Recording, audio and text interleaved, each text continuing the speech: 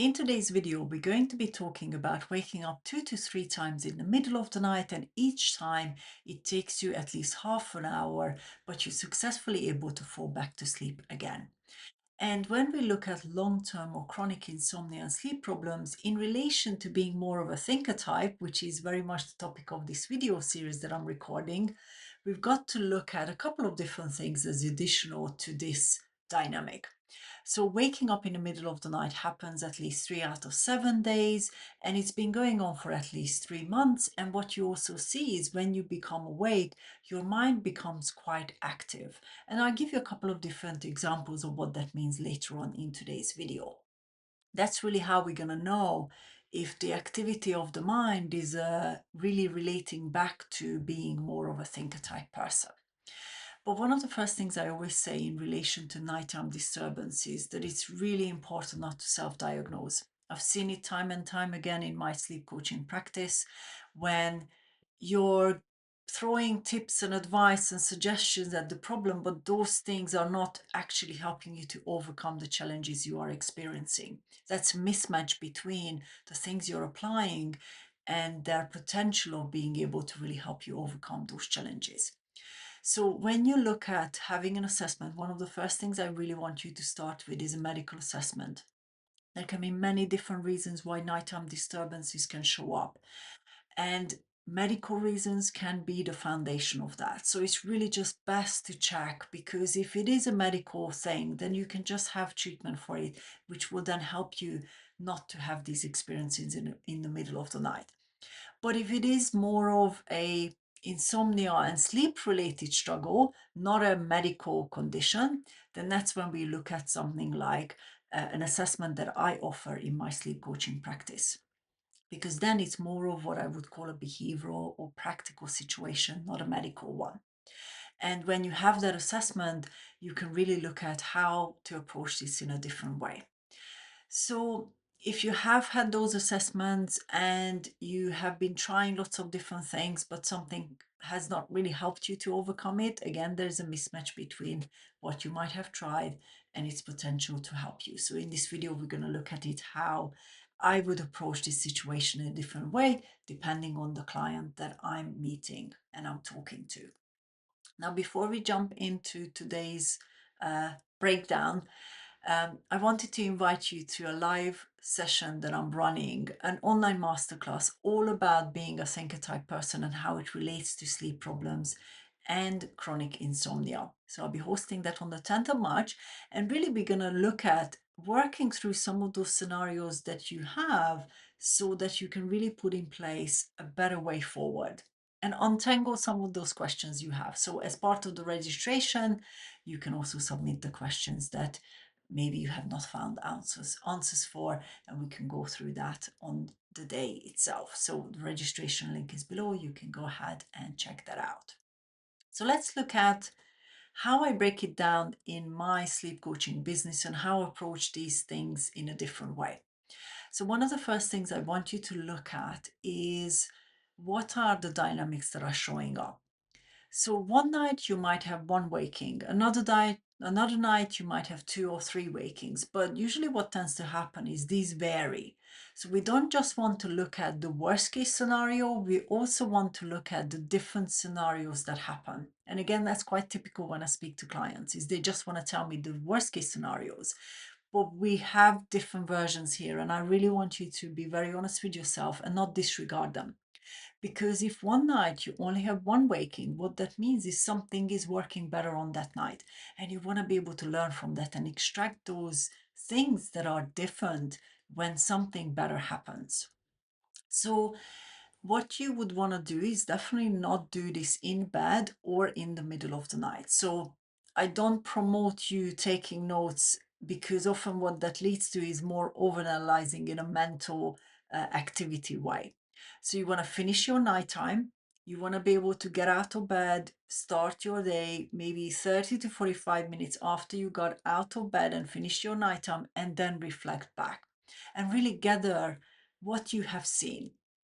Gather how many wakings you had, gather some of the activity that showed up. So were you maybe frustrated one time but very cozy another time? Maybe you were problem solving one of your wakings, but actually just looking at how nice of a day you had the previous day. So see, those different things will show you how the dynamics are changing. And you want to make a note of that because some of it is already helping and some of it is going to be preventing to be able to have a great quality nighttime. And you really want to start there. There's no point throwing more and more and more tips and advice without understanding what is the root cause of the problem and what situations are unfolding when you are awake in the middle of the night. So once you've gathered all of that, I want you to really look at it in this way. How far or close you are from relaxation when you wake up in the middle of the night. So you're going to see those differences. So sometimes maybe you are actually quite close to relaxation, whereas other times you really worked up. So what that also means is sometimes it might take you less than 30 minutes to fall asleep. Sometimes it might take you over an hour to fall asleep. And so those differences are there. So look for them. So the first thing is this scenario where you're really close to relaxation. What that also means is as you have transitions between sleep stages, consciousness rises depending on what stage you're in. I have recorded a video on sleep stages, so you can go ahead and check that out if you haven't really uh, looked at sleep stages and how they behave differently.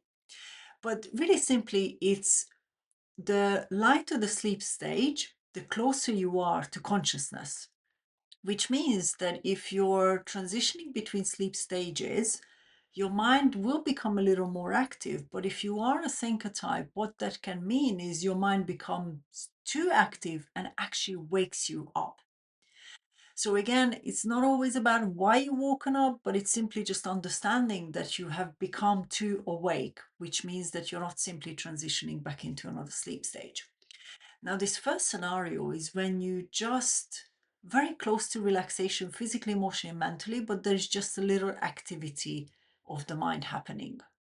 Your thoughts are low level, they're not very frustrating or big or problem solving, but maybe more what I would describe as sort of bubbling up of thoughts. And so, what that means is you're much closer to relaxation in every way. It's not very heightened. So, in those cases, one of the first things I always say to clients is that you don't want to make this bigger than what it is. So, if you wake up and you're actually okay, nice and cozy, you don't want to get really upset by it and make it even bigger as a problem because that will create more wakefulness. Now, I know it's easier said than done, but really that's where you would look at it is I'm just going to focus on rest and relaxation because I am quite close to it, which will give me the better chance of being able to fall asleep in an easier way, but not rushing it.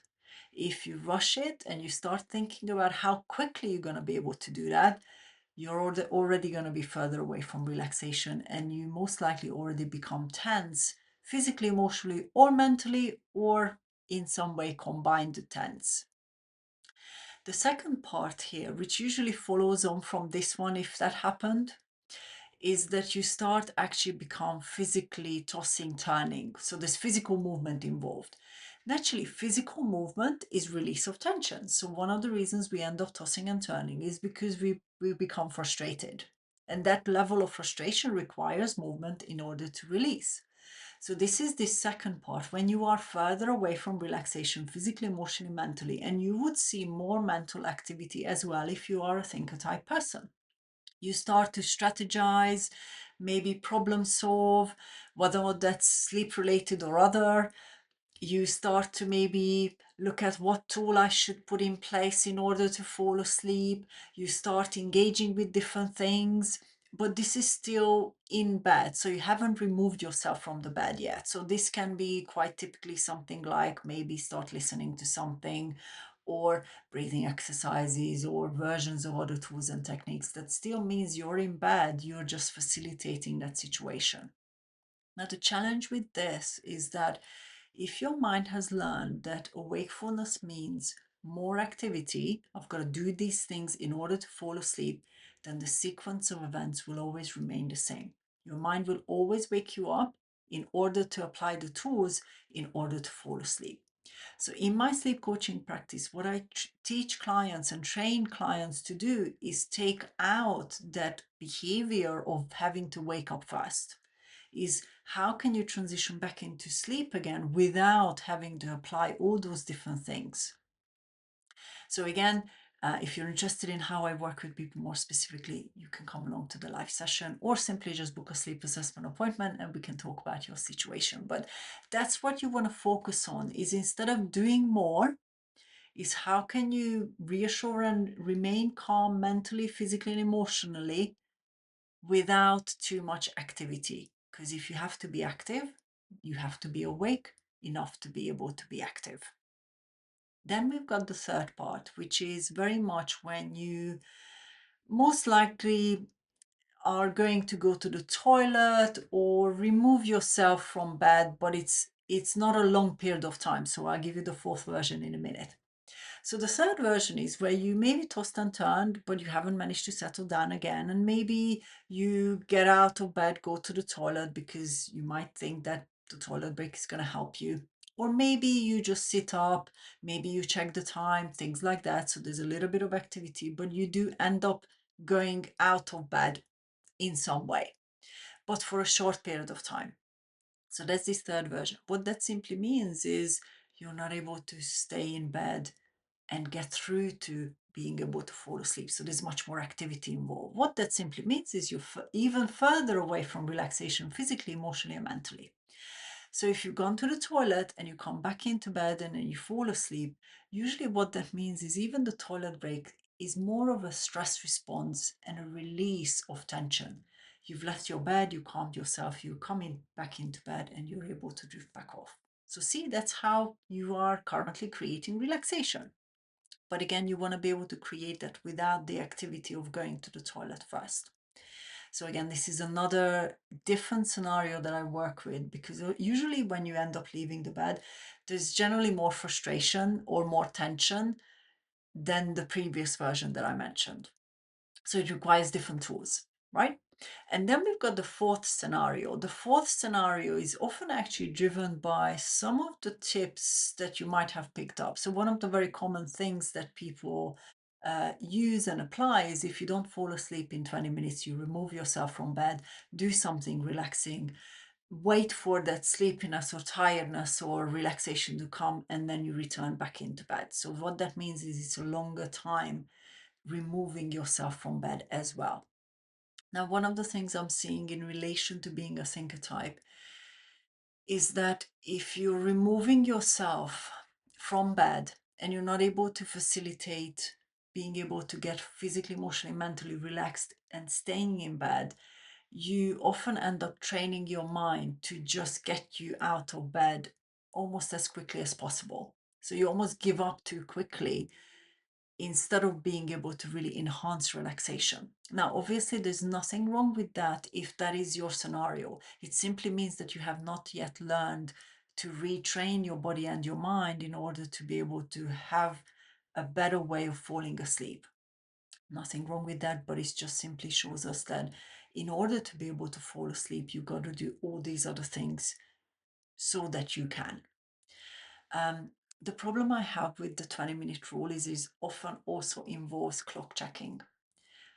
So if you're already approaching 10 minutes, 15 minutes, you're already predicting that it's going to take you longer. So you're already building up this tension, frustration, even the mental activity, which means that you're always going to end up removing yourself from bed because you're almost following that path of making that happen. Again, no judgment and criticism. It often just simply comes from those tips and advice that actually you've picked up along the way. So when it comes to this fourth option, you don't want to force staying in bed, but you want to start training your body and your mind not to have to apply so many things in order to create relaxation again. And so much time for it to pass to get there. So this is again what I would call a more complex situation if you're seeing this fourth dynamic happen, What that means is going to be a lot of frustration, a lot of different memories of the past. So it means that simple little things like a short little tool cannot help you overcome those kind of challenges. So that's really where I would suggest seeking advice from someone who you can actually actively work with. So these are all the 4 different scenarios that I see. And you're going to see versions of this showing up for you because your sleep will change in the middle of the night and nights will be different. So I want you to look for different ways of helping yourself to be really developing this idea of physical, emotional, and mental relaxation without doing too many things. Relaxation can be created within a much shorter period of time if you train your mind and your body to be able to do that. And it's not just about listening or reading or doing. It can be something that is an internal skill, and that's what I call sleep skills. So you don't have to do all these things in order to create relaxation. Your body and your mind knows how to create relaxation without being so highly awake. So that's really the different approach that I look at in my sleep coaching practice. So I hope that this video has helped you to see these things in a different way and really just gather an intelligence that you are seeing in your dynamics. They'll be there. There'll be something that's helping you already. And really what you want to be able to do is build on some of those things that are really going to work for you so that you don't have to spend so much time being awake in the middle of the night several times a night. But of course, if you've got more questions, you're very welcome to reach out or post them below this video, or simply just come along and attend that live session so we can really talk about helping you to untangle those situations that you are seeing. So this was part 3 of the video series all about being a thinker type person. We're going to have one more, which is all about shortened nighttime. So that's where you are able to fall asleep easily, you sleep through the night, but then you're waking up too early. Now, in this case, when you've got nighttime wakings as well, sometimes what can happen is that situation also is part of the wakings themselves. So shortened night times can come from your inability to be able to fall asleep one more time. So you're very welcome to check that out as well if that is also happening for you. So see you next week, and thank you so much for watching this video and really embracing this different way of looking at your longer term sleep problems and insomnia challenges so that you can really find practical ways of building sleep skills so that you can really fully overcome them and enjoy great quality sleep for many years to come.